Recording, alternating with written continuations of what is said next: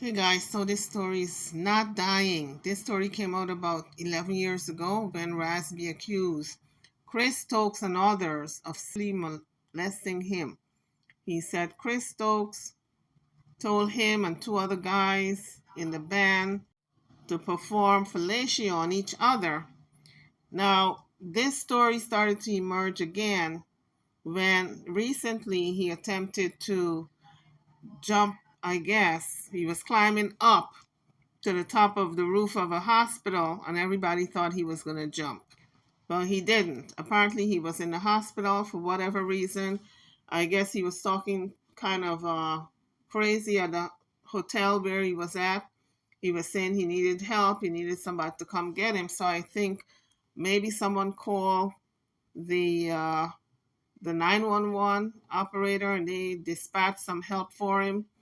He was in that I guess they took him to the hospital. He was there. He got paranoid. He got scared. So he busted the window open. He got out the window. He got on the lower roof and then he started to climb up to the upper roof and everybody thought he was going to jump. They called the fire department. They called the police department. They talked him down. They talked him out of it. And then they put him in, I guess they put him on a 5150 hold in a psychiatric hospital. And so this story started to emerge again. Now, the story is about 11 years old when he accused Chris Stokes of sexually assaulting him. And so this is what he had to say back then. I'm going to sweep anything under the rug. I was molested by Chris Stokes and Mark Houston, and that's the truth. Period. For me to be in the film, and why wasn't I in the film in the first place? Because Demir, I mean, yeah, I know. Demir was like, Demir was like, yeah, your contract is coming. I'm like, it's cool, but the thing is that like Book, like Fizz, he got something coming. Book, he got something coming. Okay. So the only reason he decided to out everybody was because he was so angry that he was not in this concert they had over in Japan, because apparently everybody got booked except him, and then there was an upcoming movie. Everybody got a contract and he was still waiting on his contract. He never got one, so that's why he was so angry. So I guess if they wanted to silence him, they should have booked him and they should have included him in everything, and he would have been quiet, because everybody else was quiet. To this day, those guys never came forward and said they were assaulted by Chris Stokes and others. They're still keeping this under the rug. The only person who came out and said anything was Raz B. So my thing is, I can't protect everybody anymore for Fizz to go out and call me a homo. I can't protect Bug when he gonna set me up and he knew about the meet at Mike Conception's house and in Compton. You know what I'm saying? I can't. How can I not talk about people's business? You feel what I'm saying? And the problem is once I finally tell the truth, completely, not the half truth, that's when everything's gonna completely go right for me in my life. I've been trying to protect Chris, Marcus, Omari, y'all, everybody have respect for everybody's family, but don't nobody show no love or respect for me. The house Book living in, him and his family, I put him in it. But y'all want to take money out of Raz's pocket and make it seem like I'm the crazy nigga. And them niggas don't want to stand here and back me up, but y'all calling my phone. Like, I'm cool. I don't got nothing against you. I don't got nothing against the boys, but like Fizz still to this day never said sorry. You know what I'm saying? Nobody's never really said, Raz, I really got your back. Thank you. Because you know what? Me and Boog was in a room together. Chris Stokes put us in a room together and made us do stuff together. You feel me? Me and Jarrell Houston. So it's like I've been protecting people for a long time. I have nothing to lose. I have no one to fear, and it's tacky. You know what I'm saying? I am B2K, and if shit ever gonna get right, niggas gonna have to come clean. Cause you're not gonna sweep anything under the rug. I was molested by Chris Stokes and Mark Houston, and that's the truth. Period. And that's the truth, and you can say that. So you think it gets kind of messy when you got to put other people's truth out there. I don't think that's your place to judge other people.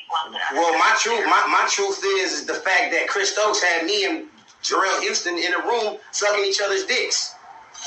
My truth is that hold on, Judy, hold on. My truth is that J Bug had sex with Leslie. You get what I'm saying? So I'm dealing with everybody's blaming, pointing the finger at me, but ain't nobody backing me. So this ain't nothing that you can do. This don't even have nothing to do with you. You cannot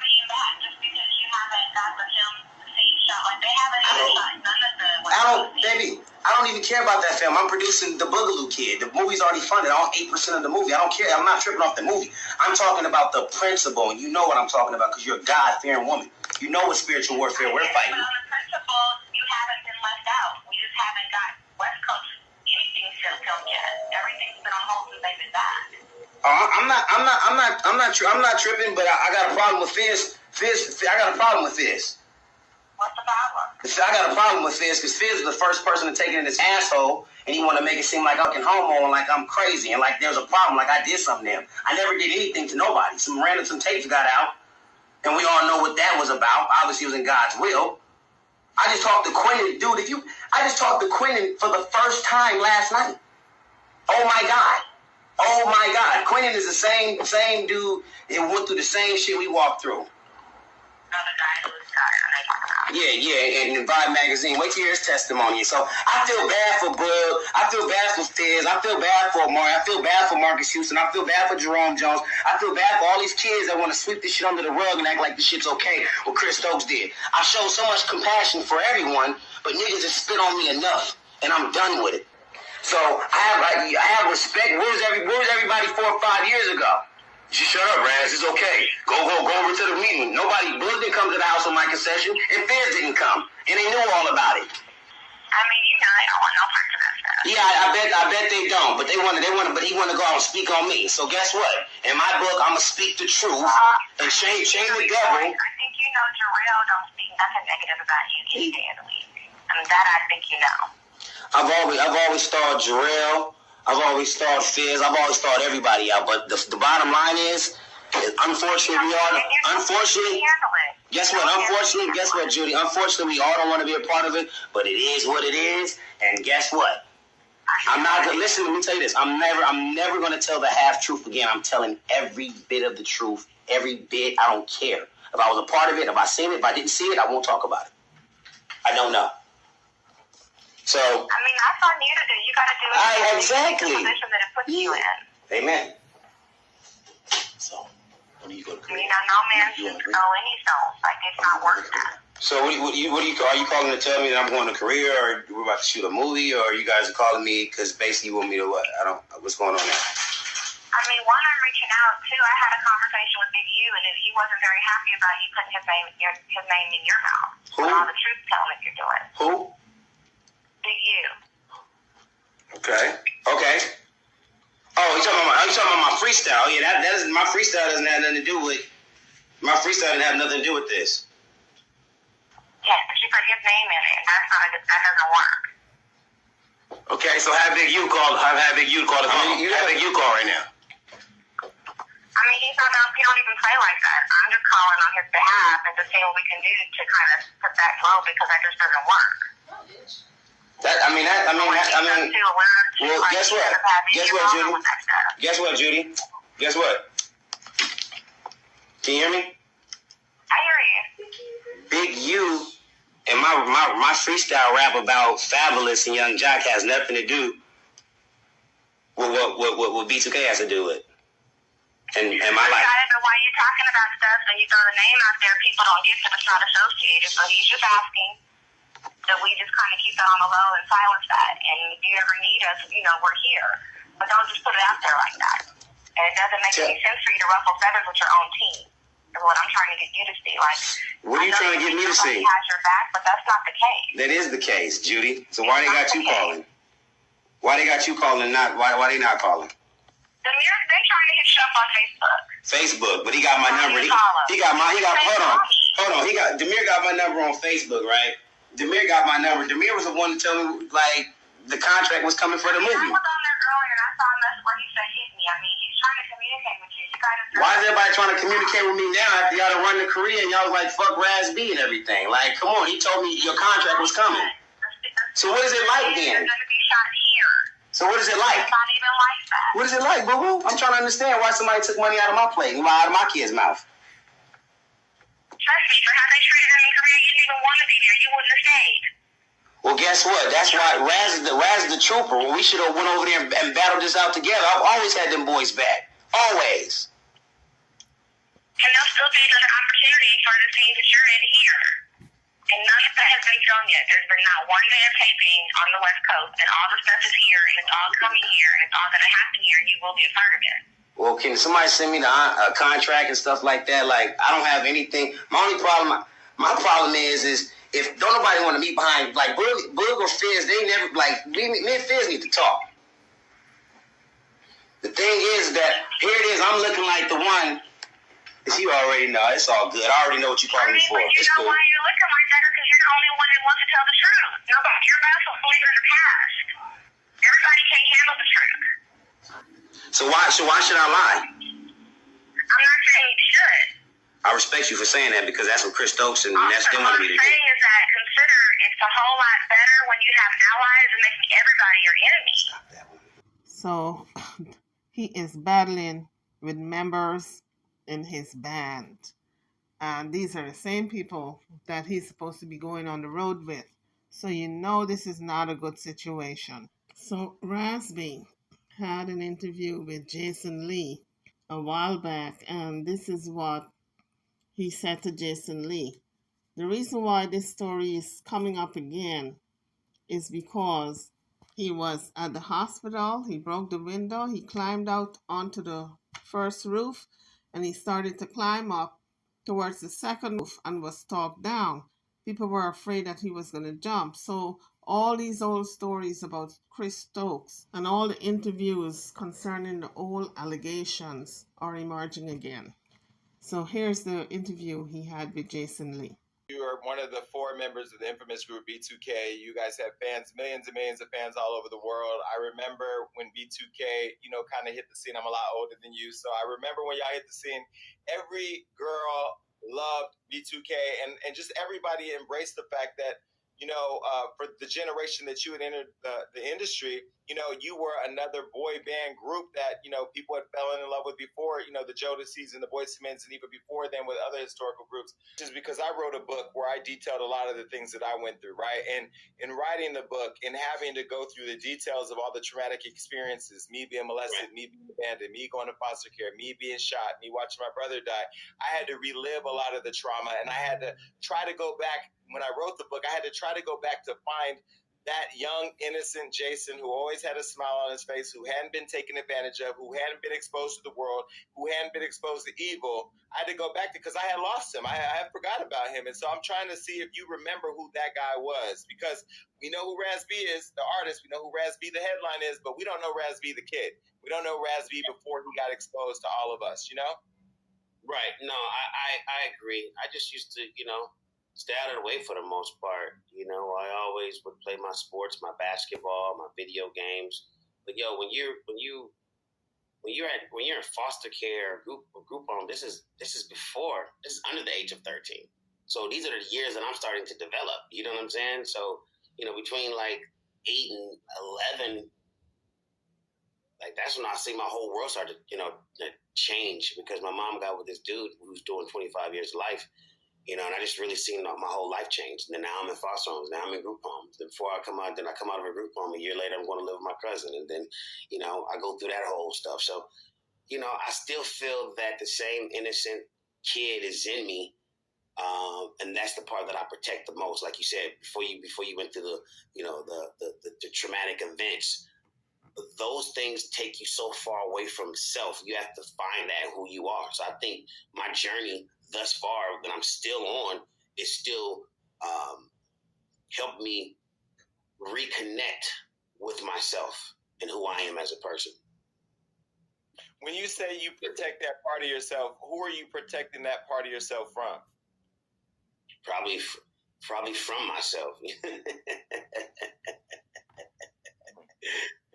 Real talk. I had a lot of pain, and there's a lot of people that's going through things worse than I have. I'm just grateful. Somebody say, well, if you had any regrets, would you turn back the hands of time? All of these things have actually built me up into the person that I am. Why I would never try to harm a kid. Why I have integrity and respect for all women, all life. I just, yeah, man, that's deep. You got me thinking, boy. Listen, I can tell you. So you already wrote a book, Jay. So boy, you already you're there. I'm still reading. One of the because the documentary that we're going to talk about it's going to revolutionize your life in how you see yourself, because it's going to force you to work through a lot of stuff. In my book, one of my quotes, I say, I took all the darts thrown at me and I built them into a throne. You know what I mean? And so, like, I've been through the foster care like you and the group homes, and when you go through it, you know, I rediscovered, like you're rediscovering Lil Jason, like you're discovering Lil Raz. You know what I mean, stripping away all of what people have thrown on you, and that's who I'm trying to get to. Because in this, you know, you mentioned going to live with your cousin. So when you went to go live with your cousin, we're talking about.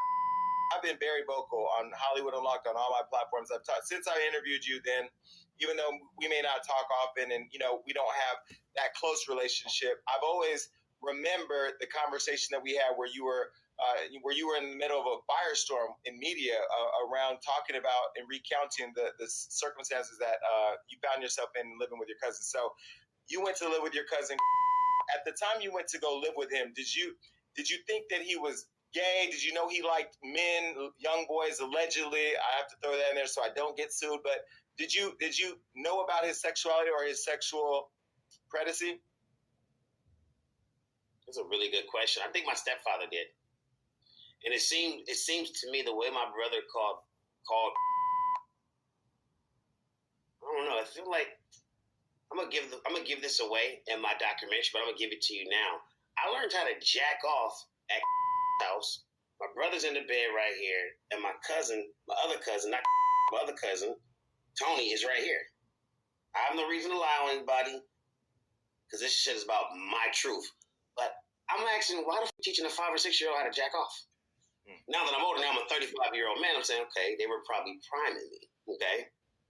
Now they're coming back over to pick me up a little bit more often, and before I know it, you know, my brother's doing shit to me.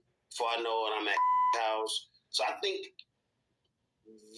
my stepfather kind of was curious about what was really, you know, what MO was. You know, to each his own. I mean, I'm not here to, nor do I want my legacy to be about my cousin. You know, there's all kind of people in the family, and people do all kind of shit. The thing is this, I just hate that. Who was teaching you how to masturbate? Was it your stepdad or? No, it was my cousin and my brother, and I'm in the bed. So, but you know, I'm not looking at it as is it a bad thing? 'Cause I know they, you know, that's what. You know, that's what cousins and stuff like. I get it. That's what they do, but I just didn't understand why that was happening at house. I'm probably like 5 or 6, Jay. There's no excuse for that whatsoever. No 5 or 6 year old should have to go through being taught how to jerk off. No way. I don't care if you're a family member, and a lot of people excuse it and say, oh, that's what kids do. You know, when they're around their little cousins. No, that's not what they do. It is so wrong. And so did you feel like that when you look back on it now? I mean, as you're a kid, you probably don't understand it, but when you look back at it, did you think that was like the early stage of grooming, potentially? Completely. And so when we did the interview with you, you talked about the grooming that continued with, and then it evolving into full-blown sexual activity. And so I want, if you can, and I know you've been very vocal about it, you've shared it, share some of the details that you want to share about those encounters, because I think you said he performed oral sex on you, correct? And then forced you to have anal sex with him? You got a pretty good memory. Yeah, I don't want to really get into too many details, but it was very graphic. And my experiences that I had with my cousin, with a few people in that house, you know, I don't really want to. It's not a hit piece, but you know, at the same time, that's what they do. That's how they move. So he said his sexual experience with a few people in the house. So it wasn't only his cousin, it was other people in the house. I'm wondering if these other people were grown adults, because by the time he joined this B2K group, he was already groomed into this type of lifestyle. But I tell you right now, let somebody do that to my kid. Can black brains out in broad daylight. But I don't think it's. Let me tell you why. Because I don't need you here to do a hit piece. I could do that all day long.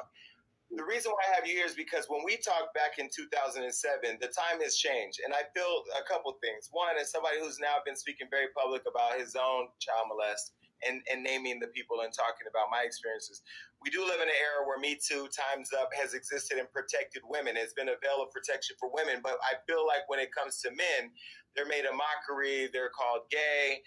You've had all that happen to you. And they're disrespectfully disregarded. And the people that they accuse don't even get interviewed. And so I've been very vocal and a champion of you getting justice over the years. So that's why I asked you the question. Nah, I mean, you know how deep this shit can go. You know what I'm saying? But I'm not here on this earth to serve any devils, nor will I stand by and try to protect any of these people. If you hurt somebody, you need to rectify that. You know what I mean? But, yeah, the game is different. You know, I feel like for men, it's something that they want to hide, but I feel like a lot of men have been abused and molested. And I personally, I'm excited to do this documentary. It's not about that. It's about my life, but we're hiring some of the best doctors because I'm still trying to understand who did that to that person. Why would that person really want to do that?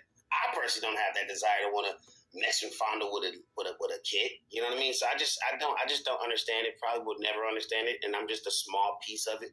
But I just pray that we can protect our children more, man. You know, real talk. Like nobody should have to go through that. You know, some of my close friends, I won't name names, they were like, "I'm surprised you ain't kill yourself." You know, I was like, everybody wasn't built for this. So I know my testimony that the enemy has tried to get me to smear, or tried to, you know, water me down and, you know, dim my light. It's inevitable that I have this platform because it's what I was put on this earth to do. Recently, you posted a note about the other people in your group, and you said, "I just found out certain members of B2K got me blocked. I just fed your kids, nigga. They must be protecting pedophiles." Is not talking about the details or not wanting to continue the pursuit of justice protecting them too? It's a good question. You talking about for them? Well, I mean, no, for you, for all of you. I mean, you know, I know when I was on Love and Hip Hop, Omarion wasn't in any scenes with me, and that came right after I had interviewed you. I know that, you know, Fizz and people get uncomfortable when I come around. I think Fizz and people get uncomfortable when I come around because I did do that interview and I know what you said. But for you, if you're not talking about it and you're not continuously trying to pursue justice, isn't that a form of protection? That's a good way to look at it. You know, I've actually went down that road to try to do that. It just started taking me somewhere else. I'm bigger than that. I went to China for 7 years. I was selling records for $18,000. $10,000. Michael Jackson asked me before I died, he asked me who owns the name B2K. I went and bought the name. I went and found the promoter, brought the money to the table. I couldn't do all of that stuff if I'm still constantly stressed out trying to go through court and fight some shit that it's like he say, she say. So yeah, I think, yeah, in a way it is kind of like a form of protection, but not really, because at the end of the day, it's my life and I spoke my truth and I'm looking to move past it. Not to harpist on it every time I do an interview, but you know, it's like until that monkey or that elephant is addressed, I feel like documentary is going to really allow for me to be vindicated in a great way. And like I said, it's not a hit piece. It's just really about my life, and I don't have nothing to talk. I don't have nothing to lie about. So I really highly suggest that everybody tunes into Full Disclosure. We're in production now. It's going to be very monumental for the culture. It's going to be very impactful. But the reason why I say it is because I don't have anything else to talk about, because I'm going to get into this documentary, right? I'm still trying to get to the heart of when you say that, you know, you're trying to move past it, but you post that that the people in your group got you blocked because they're trying to protect the pedophile. That brings it all back up again, right? That makes it relevant. That makes people like me want to talk about it. And so I'm asking you all. It still bothers me. It still bothers me. You know what I mean? But I want to be able to produce a nice documentary with some award-winning executive producers and be able to really highlight that. And I want to make my money. But you've shown over the years with your moves to China, with, you know, doing all of what you've been able to do, that you're a survivor and that you have no problem getting money, right? But I've learned that money, and I've gotten a lot of money since we met, I've learned that, you only become the best version of yourself and in the fullest capacity of being able to focus as a creative once you can get through the trauma. And so my question then maybe is, did you get through the trauma regardless of not getting validated legally? Because he hasn't been arrested or charged or even interviewed that I know of. Do you feel like then you don't need that to be able to move forward in life? No, I don't need that, but there's some, I can't say too much. You just never know what the future holds. You know what I mean? But I just personally feel like I wasted so much time and so much energy. But obviously, I'm still bothered. I'm bothered by many reasons. I'm bothered that I had to sign a gag order for the tour. I'm mad that Jay Book put on the phone. I don't want to talk to that nigga. How do you feel about addressing you? I don't want that nigga to address me. Nigga, write me a check, nigga. Say sorry, nigga. Say you've been molesting little boys, nigga. Take your ass and get some help. So yeah, I'm gonna always get turned up because when I think about it, and niggas is like, well, why are you going? Well, the nigga's mad. The nigga's hurt. The nigga, his cousin, he had guardianship of him. He threw him to the side, and then made me look crazy. Of course, you know what I'm saying. So now you have nobody. You know how it is. So all them niggas gonna feel funny every time you pull up, nigga. When I pull up, niggas is shaking because I'm the truth. So people knowing me being vindicated, the people is vindicating me. I get peace from that. You know what I mean? But to try to say, okay, let me go spend another 100 bands and let me really try to go after. Well, he gonna spend his money too. It's just like whatever. It is what it is. Whatever he's gonna get, that's between him and God. But I don't want to be. I'm not the person trying to hunt this dude down or anything. That's his business. I think you personally have to find self-healing yourself. It's interesting. On the last season of Love and Hip Hop that I was on, where the whole storyline for Fizz was that him and April were in a relationship and how much it was a betrayal to Omarion, I kind of chuckled at everybody being surprised when you were the first member in the group to be betrayed because when the allegations came out, nobody defended you. I mean, Amari changed his narrative because he was at one time speaking for. He changed his narrative, and I appreciate that. But if they did, it would be differently. They wouldn't let me get kicked off the tour. They wouldn't, how you gonna kick the nigga off the tour? Just got you broke ass niggas paid. What kind of friend? I wouldn't do that, nigga. After I've been trying to put people together for 16 years, looking crazy. Put the group. Tell everybody the group's gonna come back. I willed the group back together, and then now I gotta there was nobody intercede to say, nah, nigga, that's Raz B. Nigga. I don't care if the nigga broke his leg. Put the nigga back. I don't care if the nigga was. Let's get Cuz deserved to get his bread. So I got a problem with that. But everybody ain't like me, so it is what it is. You know what I'm saying? That's what separates Raz B from them.